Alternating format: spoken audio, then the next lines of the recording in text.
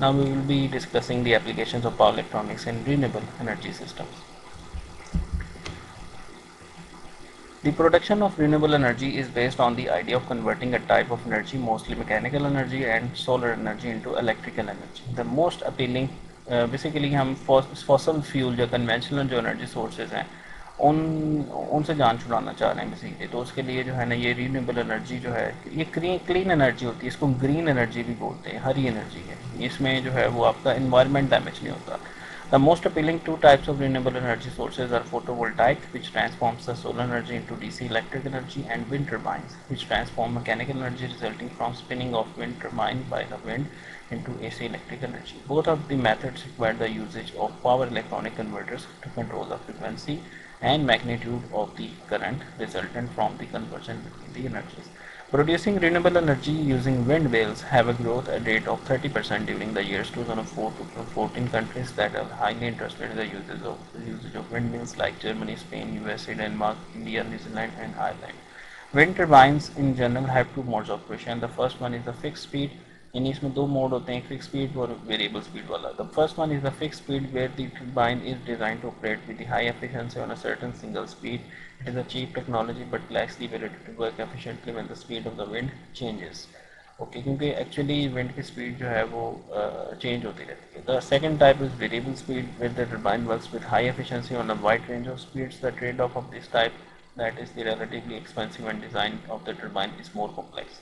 Working on variable speed is the speed in both types produces after conversion between the mechanical and electrical energy produces currents with variable and random frequencies, as there is a relationship with the rate of change of angular frequency to the uh, frequency of the AC. यानी आपकी जो turbine होती है उसकी जो RPM होता है उसके चेंज होने से आपकी जो आउटपुट फ्रिक्वेंसी होती है वो चेंज हो जाती है। ये एक जनरल रूल है, इसको याद रखिएगा कि अगर आपकी टर्बाइन की स्पीड चेंज होगी तो जो आउटपुट जो जनरेटर की फ्रिक्वेंसी होगी वो उससे अफेक्ट हो रही होगी। ओके, तो इस तरह की वेरिएबल फ्रिक्वेंसी तो नहीं हम दे सकते ना लोड को डायरेक्ट। तो इसका मतलब है कि हमें कोई ना कोई कंडीशनिंग करनी पड़ेगी ताकि हम एक कांस्टेंट वोल्टेज और कांस्टेंट फ्रिक्वेंसी अपने लोड को फीड करें। तो वो कैसे होगा अभी हम देखते हैं। तो इसमें जो है frequency rectifier is use to transform the AC into DC. आप उसको डीसी बना लें, जो भी आपका एसी आ रहा है उसको डीसी बना लें। Then a DC boost chopper is use to achieve a higher magnitude, boost inverter लगा दें। And at the end of the inverter is use to फिर इन्वर्टर लगा लें। यानी आप एसी जो है ये विंड टरबाइन की टोपोलॉजी होती है जो मोस्ट ऑफ द टाइम होती है। विंड टरबाइन में क्या होगा कि आपका ये जनरेटर होगा, इसी जनरेटर से जो एसी प्रोड्यूस होगी वेरिएबल फ्रिक्वेंसी की उसको पहले आप डीसी बनाएं, फिर आप DC to DC boost converter लगाएं। बूस्ट कन्वर्टर के बाद आप यहाँ पे डीसी टू एसी कन्वर्टर लगा दें, यानी इन्वर्टर लगा दें यहाँ पे और अपने लोड को दे दें। तो ये टोपोलॉजीज जो है ना वो ज़्यादा यूज होती हैं विंड के केस में। तो ये विंड जो एनर्जी सिस्टम्स होते हैं उसमें आप ये चीज़ देखेंगे इस तरह का circuit.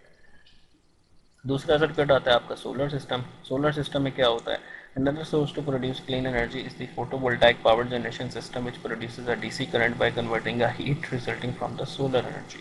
The photovoltaic arrays, PV arrays, ठीक है, can be PVA भी बोलते हैं इसको, can be used in wide range of applications like battery charging, water pumping vehicles and satellite power systems, grid connected power systems, standalone power systems. The main disadvantage of the photovoltaic arrays is its low conversion efficiency. To overcome this problem, the PV arrays DC to DC boost choppers are used to increase the magnitude of produced electrical DC energy that allows the photovoltaic arrays to extract maximum possible power for increasing utilization rate. इसमें MPPT algorithm होता है। MPPT होता है maximum power point transfer, क्योंकि इसमें variable conditions होती हैं सूरज की वजह से। तो हर वक्त जो है एल्गोरिदम क्या करता है कि इससे मैक्सिमम जो पावर होती है ना वो एक्सट्रैक्ट करता है, maximum power, MPPT. After getting the desired magnitude of the DC current, DC to AC inverter is used to interface the current with the required frequency of the load. यानी इसमें क्या होगा कि पीवी अरे लगी होंगी, उसके बाद डीसी टू डीसी कन्वर्टर होगा, ठीक है, जैसे डीसी आपको जो बूस्ट कन्वर्टर नॉर्मली होता है उसके बाद डीसी टू एसी इन्वर्टर भी लगा दें आप उससे और अपने आउटपुट ले लें। तो इस तरह के आपके सोलर सिस्टम्स की टोपोलॉजी होती है। अब जैसे ये देखें, अब विंड में क्या होगा कि रेक्टिफाई के बाद डीसी लिंक और फिर इन्वर्जन। इसी तरीके से सोलर पैनल है, DC to DC boost converter है, ठीक है, ये बूस्ट कन्वर्टर वाली टोपोलॉजी लगी हुई है। और उसके बाद एमपीपीटी अभी हम देखते हैं क्या होता है। ये maximum power point transfer algorithm होता है। ये बहुत सारे इसकी टोपोलॉजीज होती हैं, जैसे इसके अंदर जो कांस्टेंट वोल्टेज होता है एल्गोरिदम्स की बात अगर हम करें, कांस्टेंट वोल्टेज एल्गोरिदम होता है, इसमें इंक्रीमेंटल कंडक्टेंस एल्गोरिदम होता है, परटर्ब एंड ऑब्जर्व एल्गोरिदम होता है। खैर वो नहीं हम डिस्कस करेंगे, हम जस्ट एमपीपीटी को देखेंगे कि एमपीपीटी का क्या मतलब है। उसके बाद डीसी टू एसी इन्वर्जन जो कि फिर आपकी ग्रिड को जा रही है। अब जैसे इसमें पीवी अरे आई, ये अभी सोलर सिस्टम पे हम बात शुरू करेंगे वोल्टेज और करंट सेंसिंग की, और वो आपके एमपीपीटी एल्गोरिदम को गई और उससे ड्यूटी साइकिल जनरेट हुआ जो कि पीडब्ल्यूएम जनरेटर को गया और वो फिर आगे स्विचेस को गया और आपका लोड आगे कंट्रोल होगा। So this is the solar power control. Solar system में ये काम हो रहा होता है आपके। तो एमपीपीटी क्या होता है कि maximum power point tracking, sometime just power point tracking, PPT भी इसको बोलते हैं। It is a technique commonly used with the wind turbines and PV systems to maximize the power extraction under all conditions. Under all condition, although it primarily applies to the solar power, the principle applies generally to the sources with variable power. यानी अगर आपका ऐसा source है जो कि variable सा source है, fixed source नहीं है, फिक्स्ड पावर वाला सोर्स नहीं है, तो आप एमपीपीटी लगा सकते हैं। The optimal power transmission and thermo photovoltaics. कोई भी solar system exists in many different configurations with regard to their relationship to the inverter systems, external grids, battery banks, and other loads. Regardless of the ultimate destination of the solar power, through the central problem addressed by the MPPT is that the efficiency of power transfer from the solar cell depends on both of the amount of the sunlight falling on the solar panels and the electrical characteristics of the load. यानी जो आपकी output power होगी solar panel से वो आपके सूरज की रोशनी पे भी डिपेंड कर रही होगी और लोड की करेक्टरिस्टिक्स पे भी डिपेंड कर रही होगी।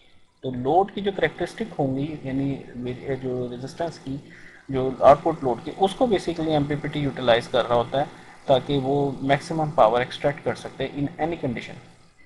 As the amount of the sunlight varies, the load characteristic that gives the highest power transfer efficiency changes, so that the efficiency of the system is optimized when the load characteristic changes to keep the power transfer as at highest efficiency. This load characteristics is called maximum power point (MPP), and the MPPT is process of finding this point and keeping the load characteristics here. Electrical circuits can be designed to present arbitrarily loads the photovoltaic cells and then convert the voltage, current or frequency to suit other devices. MPPT solves the problem of choosing the best load to be presented to the cells in order to get the most usable power output. यानी varying input conditions के हिसाब से जो आपके output impedance को adjust करना ताकि maximum power आप उससे एक्सट्रैक्ट कर सकें, दे सकें, ठीक है, तो उसको एमपीपीटी बोला जाएगा। ठीक है, ये जैसे एमपीपीटी में आप देख रहे हैं तो ये करेक्टरिस्टिक है, एक्स एक्सिस पे वोल्टेज है, वाई एक्सिस पे आपका जो है पावर दिखा रहा है, करंट होता है बेसिकली। तो करंट और वोल्टेज को मल्टीप्लाई करना तो पावर आ जाती है। तो पावर आपकी ब्लू लाइन के अंदर शो हो रही है। तो आप देखें कि यहाँ पे मैक्सिमम पावर आपको मिल रही है इस पॉइंट के ऊपर, ठीक है। तो ये है आपका एमपीपीटी पॉइंट होगा। तो जो आपका एमपीपीटी एल्गोरिदम होता है वो वेरियस कंडीशंस के अंदर इस पॉइंट पे आपका जो ऑपरेटिंग पॉइंट है, जैसे ट्रांजिस्टर के अंदर एक क्यू पॉइंट होता है बाइसिंग, जो कि आप रेजिस्टेंसेस को चेंज करके ऑब्टेन करते हैं बाइसिंग, उस तरीके से एमपीपीटी भी क्या करेगा कि इस पॉइंट को इंश्योर करेगा कि वो इधर ही आए। तो इसमें बहुत सारे इसके एल्गोरिदम होते हैं, वो नहीं हम इसकी डिटेल में जाएंगे, बस हमने ये आइडिया लेना है कि ये एमपीपीटी का क्या मतलब है। यानी यहाँ पे जो पावर है हमारी मैक्सिमम है इन एनी कंडीशन। तो कंक्लूजन क्या है कि जी renewable energy systems are crucial need that develops and will be needed all over the world to replace the fossil energy. देख लें आजकल भी जो ऑयल के साथ हो रही है बेचारे के साथ, तो आपने देखा ये आगे जो दौर है वो रिन्यूएबल का दौर है। The power electronic converters are the main key to obtain efficient conversion. जितनी भी आगे आप देखेंगे जो रिन्यूएबल होगी उसमें पावर इलेक्ट्रॉनिक्स लाजमी होगी। The power electronic converters are the main key to obtain efficient conversion of energy and maximize the output. It's the needed to have further researching in the area of maximizing the conversion between the energies, stabilizing the output of the renewable energy systems and the area of inverters DC to AC in order to get the output with pure sinusoidal wave of desired frequency. So ये थी जनाब power electronics की applications in renewable energy systems. So thank you very much for listening.